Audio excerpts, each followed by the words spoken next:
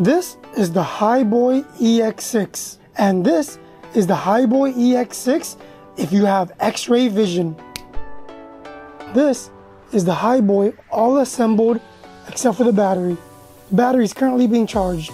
We're charging that bad boy up right now so that we can go and do the official test ride and specs review. So far though, I can say I like the step-through design and the handlebars. They remind me so much of like a beach cruiser. It looks so comfortable. I can't wait. I can't wait to test this bad boy out. All right guys, our battery is finally done charging. And look, it even comes with a nice little handle.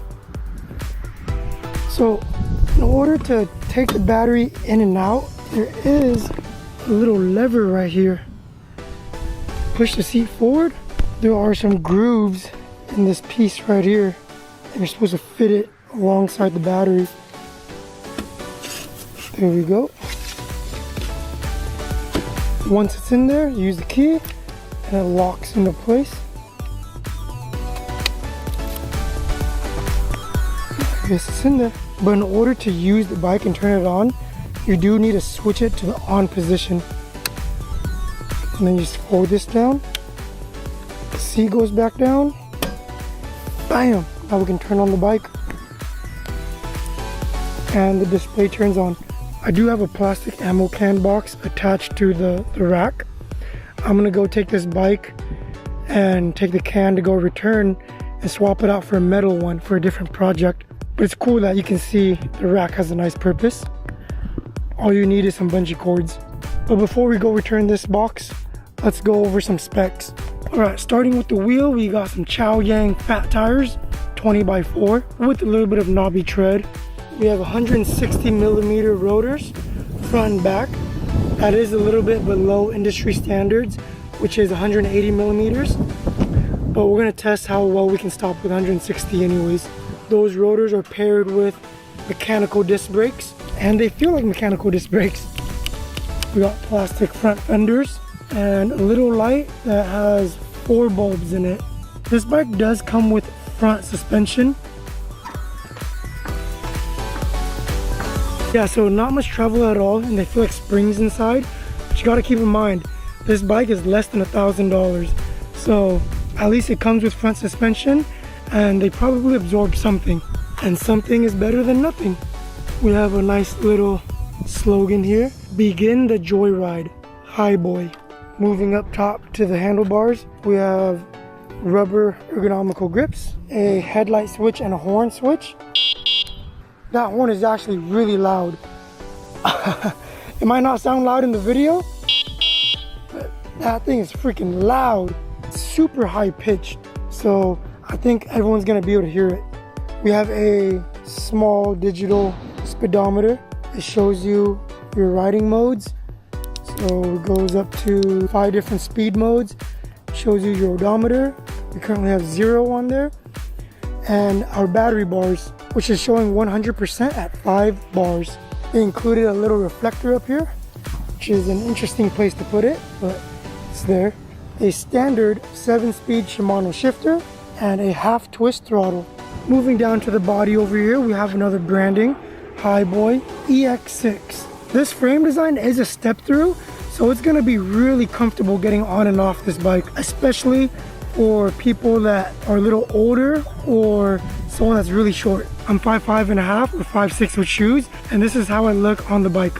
So because of the design, I'm just gonna easily step through the frame. I am on my tippy toes. And this is how I look doing the one-legged lean. Moving on, we have the seat. The seat does provide a decent amount of padding. It feels pretty good. And there's a nice little hole right here for airflow so that your happy areas doesn't get too hot. Now moving on to this battery, it is a 48 volt 15 amp hour battery. The charger it came with is a 2 amp charger. If you're charging this battery from 0 to full, it should take about 7 to 8 hours. On the website it says we can get 41 miles of pure electric mode. I think it's gonna be realistically a little bit less than that, but we're gonna test that out in a different video when we use this bike for DoorDash and Uber Eats. Moving back over here, we have a 500 watt motor. It doesn't say what it peaks at, but we should be getting 25 miles per hour and I'm assuming it peaks around 750. We have our Shimano gear shifter and a derailleur guard. I like it when bikes come with derailleur guards, because you never know if you accidentally tip your bike over, derailleurs can get bent. But this thing is a nice little protector. And then moving on up, you guys already saw, but the bike does come with a rack. And as you can see, it's already being used. So it does have a purpose and it's quite useful. Now let's get this thing on the road and test out the bike. What is going on, my raspy riders? We are currently on the Hiboy EX6. Let's go through the pedal assist modes. We're currently on level 1, and on level 1, it is taking us to about 11 miles per hour. The display on my left right here is accurate. It is showing the same thing that's on my phone's GPS. I wonder if the top speed on throttle with level 1 is the same with pedal assist. Oh, no, it just keeps picking up. Oh man, it's climbing. Hey, this thing's got some torque. Oh, what? This thing reminds me of my Super 73Z Miami, because no matter what pedal assist you're on, the throttle is full power all the time. If you want to pedal and keep it slow, you can. You can just set the numbers to what speed you want.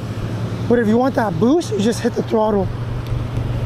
Let's see what level number 2 pedal assist takes us up to.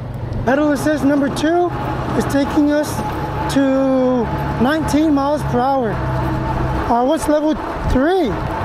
Level 3 did not change from number 2 to number 3. We're still getting 21, 22 miles per hour. Okay, what's number 4? Number 4 is our top speed, 24. Number 5.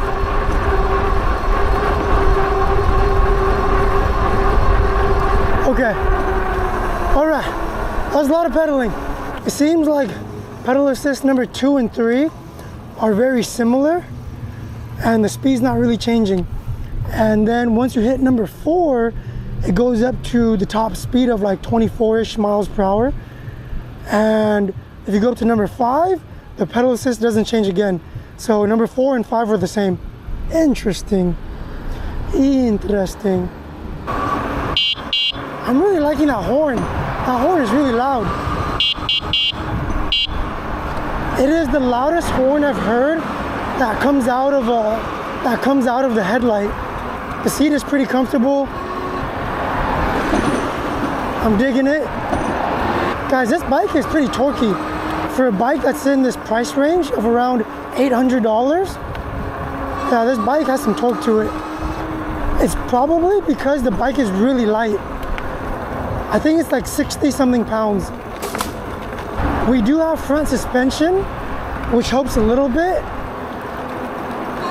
but you definitely don't want to ride off any curbs with this bike.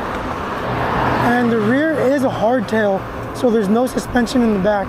So if you want a softer ride, just lower the PSI in your tires a little bit. How are the brakes? Let's come to a stop right here. The brakes are all right. I wish they came with 180 millimeter rotors, but the 160 still stop you. Guys, this bike is really comfortable. Something I love about this bike so far is the handlebars. I talked about this in my last video, but as you can see, these handlebars have a diagonal position to it. Instead of being more horizontal, they're slanted so that you have diagonal grips. It kind of reminds me of your traditional beach cruiser. And on top of that, here, let me pull over so I can show you something else. We have a stem right here that can be adjusted. So you can actually bring your handlebars closer to you, and that'll make it a little bit taller too, and closer to your body. I gotta admit, I was a little bit skeptical about this bike at first because there's no rear suspension, but everything else kind of makes up for it. Step through design, diagonal handlebars, adjustable stem, adjustable seat that has a decent cushion on it. This bike's pretty good. I could definitely imagine this bike being used for cruising at the beach or getting around like a college campus. It's light, it's nimble, and it's cheap. Something about these bikes that are under $1,000 just are so special to me, because they remind me of my days when I was a broke college student and when I had to rely on my feet or my skateboard to get everywhere.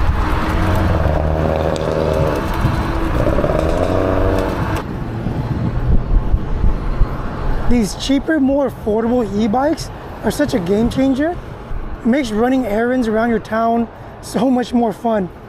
Like here I am about to go to Harbor Freights to go return a product, and I could have used my car, but instead I got this bike to use. You get a little bit of movement in, wait, where's Harbor Freights? Oh, there it is.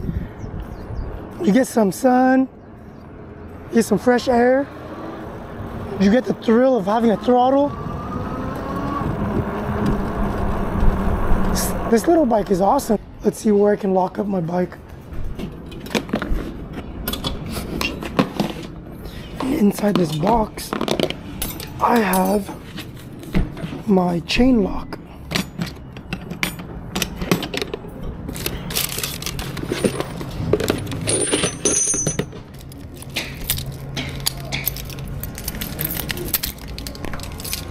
Right, we got our ammo can. This was like 16 bucks at Harbor Freights. Such a good deal.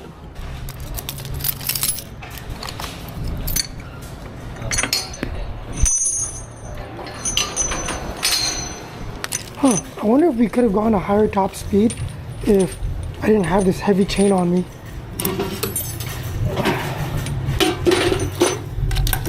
Maybe, huh? Maybe like 1 mile per hour faster or half a mile per hour.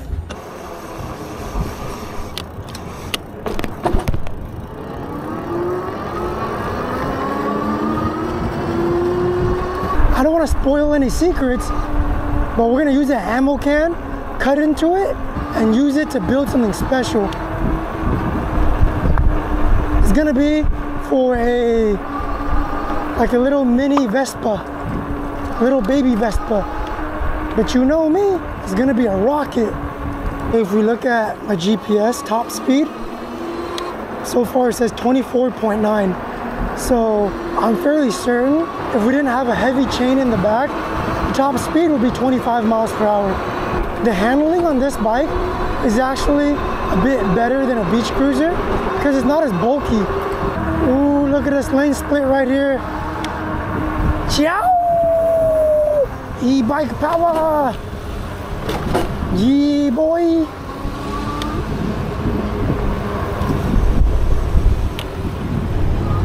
Too easy. This bike is freaking awesome. Let's close this video off with some pros and cons. Let's pull over onto the grass.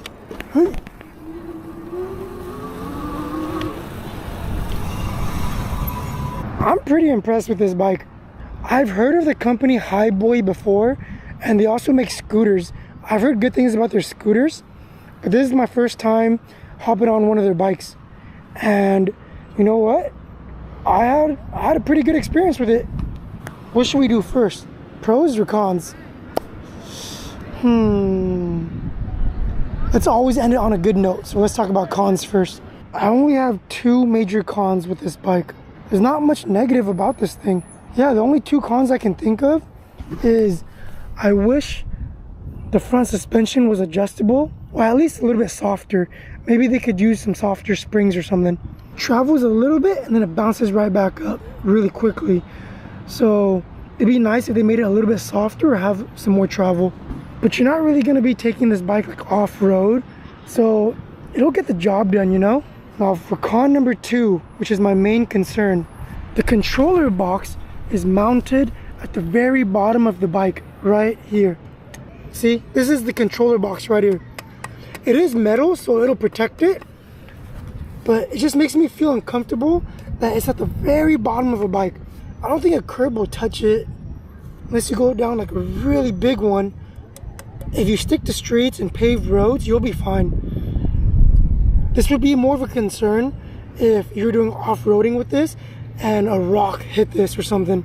I don't like that placement, but since this bike was designed for the streets, I think it's okay. Now let's go over the pros, which are quite a bit. I really like how these handlebars curve in and give you a diagonal angle. It's really comfortable on the wrist as opposed to something that's more horizontal, like right here.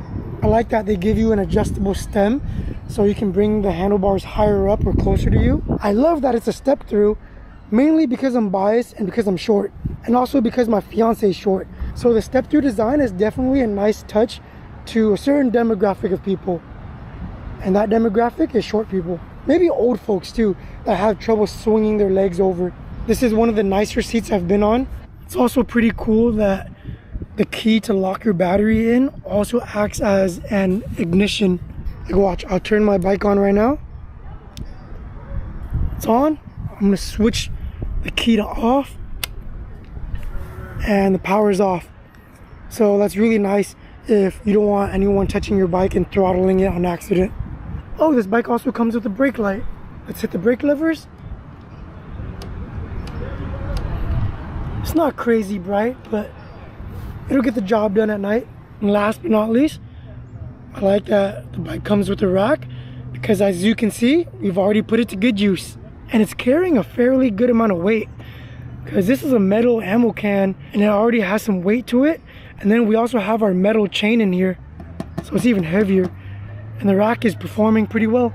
Alright guys, if you're interested in a bike that is as comfortable as a beach cruiser but has a little bit of utility to it, then this might be the bike for you.